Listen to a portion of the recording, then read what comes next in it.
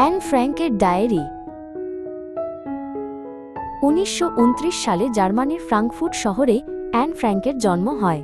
সে ছিল উজ্জ্বল ও কৌতূহলী এক মেয়ে, যে বই পড়তে আর গল্প লিখতে খুব ভালোবাসত। পরিবারের সঙ্গে রাতের খাবারের টেবিলে হাসি আর স্কুলের বন্ধুদের সঙ্গে ভবিষ্যতের স্বপ্ন ভাগ করে তার দিন কেটে যেত। তখনও অ্যান জানত না যে একদিন লেখা তার জীবনের সবচেয়ে বড় শক্তি হয়ে উঠবে।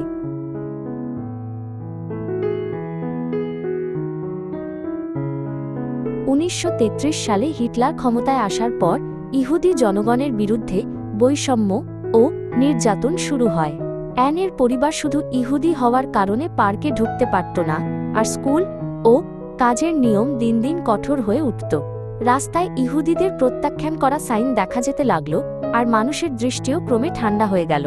অ্যান বুঝতে পারত না কেন সে নিজের কাজের জন্য নয়, জন্মের জন্য আলাদা আচরণের শিকার হচ্ছে। জার্মানি আরও বিপজ্জনক হয়ে উঠলে পরিবারটি নেদারল্যান্ডসের আমস্টারডামে চলে যায়।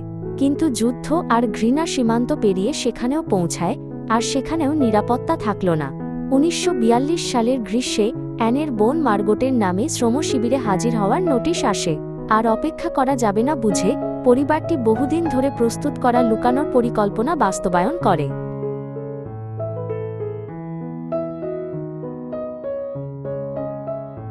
একটি বইয়ের তাকের মতো ছদ্মবেশী দরজার ওপারে দেখা দিল সরু আর অন্ধকার এক জায়গা। সেখানে প্রায় কোনো সূর্যের আলো ঢুকত না, আর এত মানুষ থাকায় শ্বাস নিতেও কষ্ট হতো। এটাই ছিল গোপন সংযোজন কক্ষ, যেখানে অ্যানের পরিবার সহ আরও ইহুদি পরিবার লুকিয়ে থাকতে বাধ্য হয়। এই চিলেকোঠায় অ্যানের শুরু হয় বাইরের জগৎ থেকে বিচ্ছিন্ন দীর্ঘ জীবন।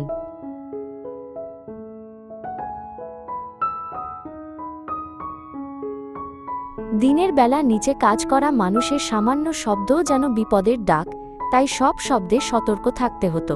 হালকা হাসি বা চেয়ার টানার শব্দ সবার জীবনকে হুমকিতে ফেলতে পারত। জানালার ফাঁক দিয়ে অ্যান রাস্তায় চলার স্বাভাবিক জীবন দেখতে পেত, যেন কিছুই ভুল নেই। তার কাছে সেই দৃশ্য হয়ে উঠেছিল এক দূরের পৃথিবী, যেখানে আর পৌঁছানো সম্ভব নয়।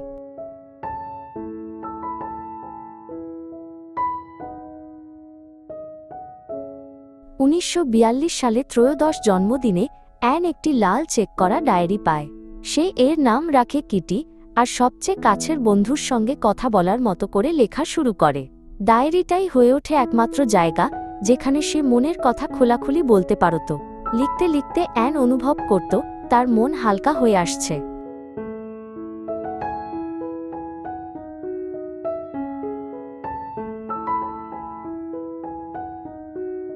অ্যান তার ভয়, একাকিত্ব আর পরিবারের প্রতি ভালোবাসা সব লিখে রাখত। শরীর ছোট জায়গায় বন্দী থাকলেও লেখা তাকে পৃথিবীর সঙ্গে যুক্ত রাখত। যে অনুভূতিগুলো মুখে বলা যেত না, সেগুলো বাক্যে রূপ নিত। ডায়েরিটি অ্যানের কাছে শুধু নথি নয়, তার হৃদয়কে রক্ষা করার হাতিয়ার ছিল।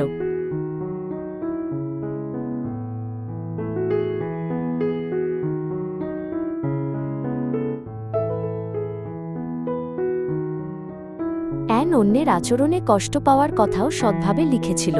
তবু সে লিখেছিল যে সে মানুষের ভালোর ওপর বিশ্বাস রাখতে চায়। পৃথিবী যত নিষ্ঠুর হচ্ছিল, অ্যান তত বেশি আশাকে আঁকড়ে ধরেছিল। এই বিশ্বাস ছিল অন্ধকার চিলেকোঠায় জ্বলে থাকা এক ছোট আলো।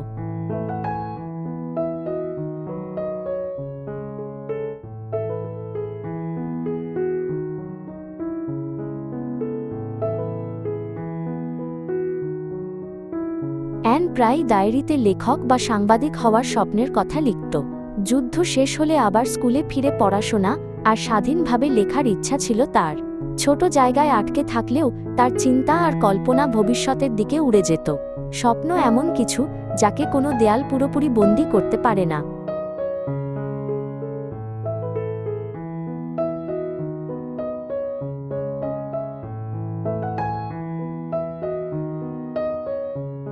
লুকিয়ে থাকার জীবন শুধু কয়েক মাস নয়, 1 বছর, তারপর 2 বছর চলতে থাকে। সময়ের সঙ্গে সঙ্গে চাপ আর উদ্বেগ বাড়ে, আর একসঙ্গে থাকা মানুষদের মধ্যে দ্বন্দ্বও বাড়ে। অ্যান তার মায়ের সঙ্গে জটিল অনুভূতি আর মতবিরোধ সৎভাবে লিখেছিল। তার লেখা গভীর হতে থাকে, আর চিন্তাভাবনাও দ্রুত পরিণত হয়।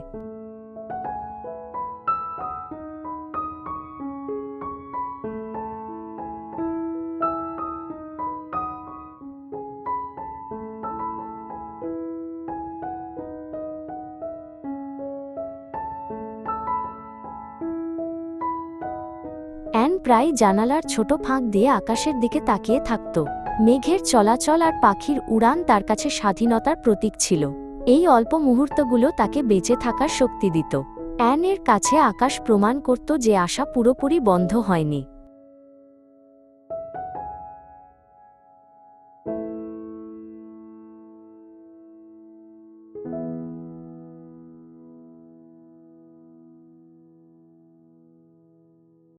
উনিশশো সালে 2 বছরের বেশি সময়ের নীরবতা হঠাৎ ভেঙে যায়। কেউ বিশ্বাসঘাতকতা করে, আর নাৎসি গোপন পুলিশ চিলেকোঠায় হানা দেয়। বইয়ের তাকের পেছনের গোপন জায়গা প্রকাশ পায়, আর সবাইকে গ্রেপ্তার করা হয়। অ্যানের ডায়েরি মেঝেতে ছড়িয়ে পড়ে থাকে।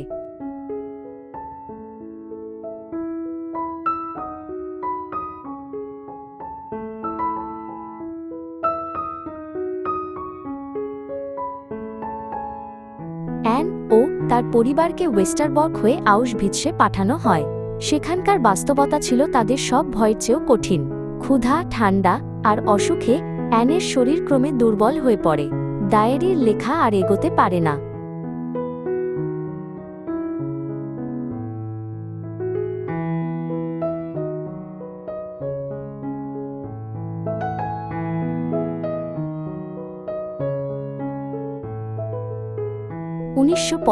সালের শুরুতে বার্গেন বেলসেন শিবিরে অসুস্থ হয়ে পড়ে অ্যান ফ্র্যাঙ্ক।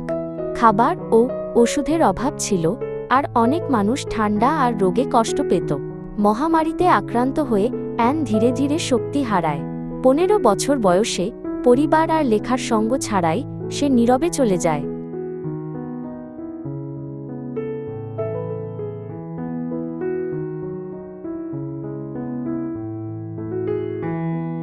যুদ্ধ শেষে শুধু তার বাবা অটো ফ্র্যাঙ্ক বেঁচে ফিরে আসেন।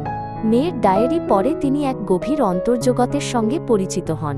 সবকিছু হুবহু প্রকাশ করা সম্ভব ছিল না, তাই কিছু অংশ বাদ বা সংশোধন করা হয়। তবু অটো সিদ্ধান্ত নেন যে অ্যানের গল্প পৃথিবীর সঙ্গে ভাগ করে নিতে হবে।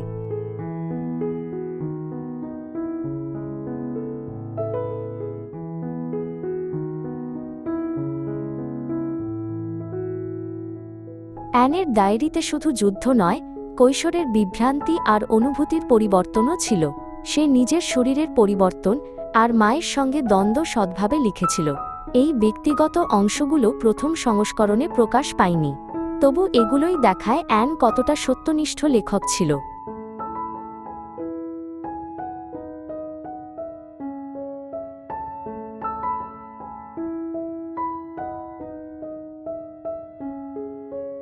অ্যানের ডায়েরি অবশেষে প্রকাশিত হয় এবং সারা পৃথিবীতে ছড়িয়ে পড়ে।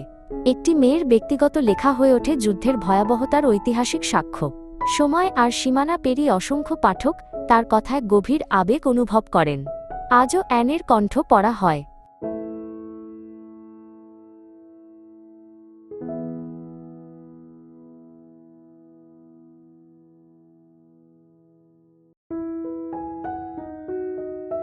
অ্যান ফ্র্যাঙ্কের জীবন ছিল ছোট, কিন্তু তার ভাবনা হারিয়ে যায়নি। তার ডায়েরি প্রমাণ করে যে অন্ধকারেও শব্দ আশা জ্বালাতে পারে। অ্যানের লেখা আজও আমাদের সঙ্গে কথা বলে। এগুলো আমাদের জিজ্ঞেস করে আমরা কি মনে রাখব আর কিভাবে বাঁচব।